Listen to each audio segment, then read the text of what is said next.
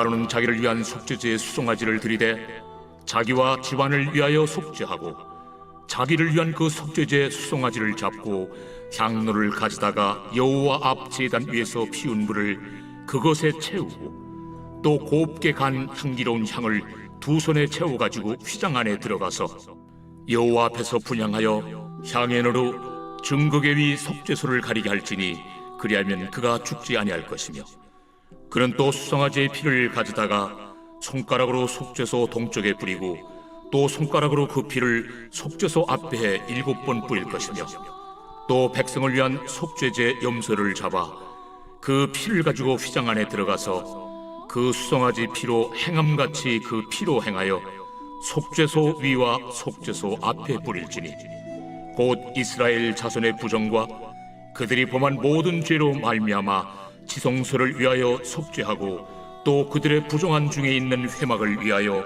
그같이 할 것이요, 그가 지성소에 속죄하러 들어가서 자기와 그의 집안과 이스라엘 온 회중을 위하여 속죄하고 나오기까지는 누구든지 회막에 있지 못할 것이며, 그는 여호와 앞 제단으로 나와서 그것을 위하여 속죄할지니 곧 그 수송아지의 피와 염소의 피를 가져다가 제단 귀퉁이 뿔들에 바르고 또 손가락으로 그 피를 그 위에 7번 뿌려 이스라엘 자손의 부정에서 제단을 성결하게 할 것이요, 그 지성소와 회막과 제단을 위하여 속죄하기를 마친 후에 살아있는 염소를 들이되 아론은 그의 두 손으로 살아있는 염소의 머리에 안수하여 이스라엘 자손의 모든 불의와 그 범한 모든 죄를 아뢰고 그 죄를 염소의 머리에 두어 미리 정한 사람에게 맡겨 광야로 보낼지니, 염소가 그들의 모든 불의를 지고 접근하기 어려운 땅에 이르거든 그는 그 염소를 광야에 놓을지니라. 샬롬, 반갑습니다. 오늘 말씀의 제목은 아사셀 염소는 예수님의 모형입니다 라는 제목을 정해보았습니다. 예수님을 한 단어로 정하면 무엇일까요? 세종대왕을 한 단어로 말하라고 하면 한글입니다. 링컨은 한마디 말로 말하라고 하면 노예 해방일 것입니다. 그러면 예수님을 한마디 말로 정하라고 하면 무엇일까요? 구약에서는 아사셀입니다.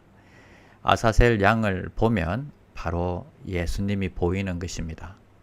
예수님께서 내 죄를 짊어지시고 죽으셨기에 내가 구원받았다 하는 것입니다. 이게 복음의 핵심입니다. 이것이 기독교요, 이것이 십자가입니다. 이스라엘의 7절기 중에 6번째 절기가 대속죄일입니다. 7월 10일입니다. 온 이스라엘 백성들의 이 원죄와 자범죄를 용서받는 날인 것입니다. 이 날이면 양이나 염소를 한 마리 선택합니다.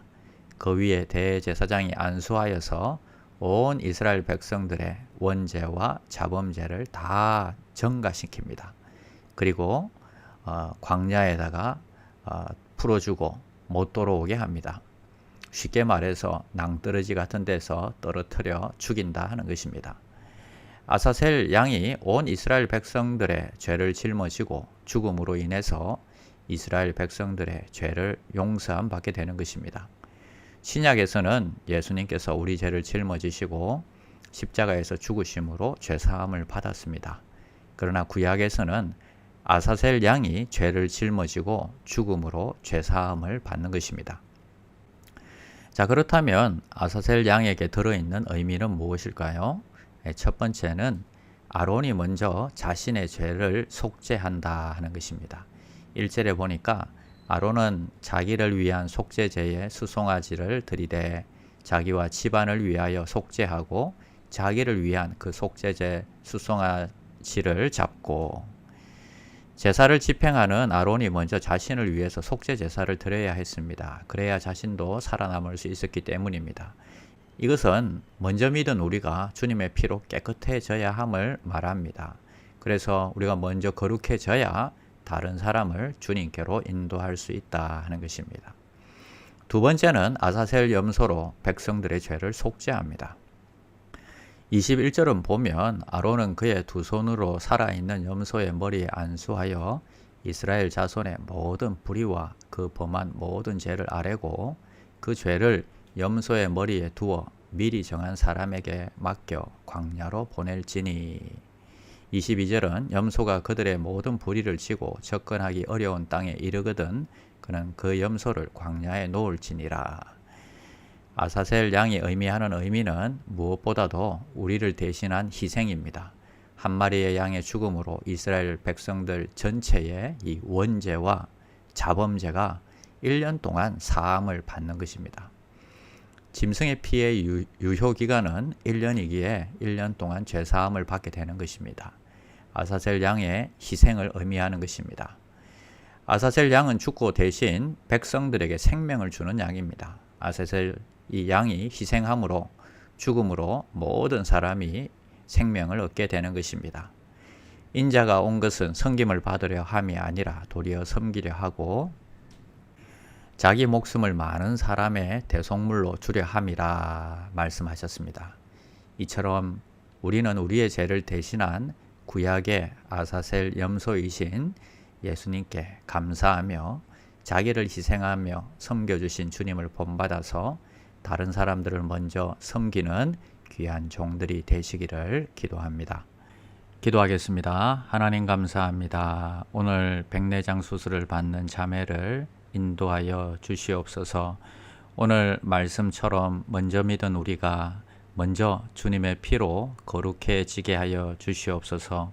또 우리를 위해 돌아가신 예수님께 감사하며 다른 사람들을 복음으로 잘 섬겨서 주님께로 인도하게 하여 주시옵소서.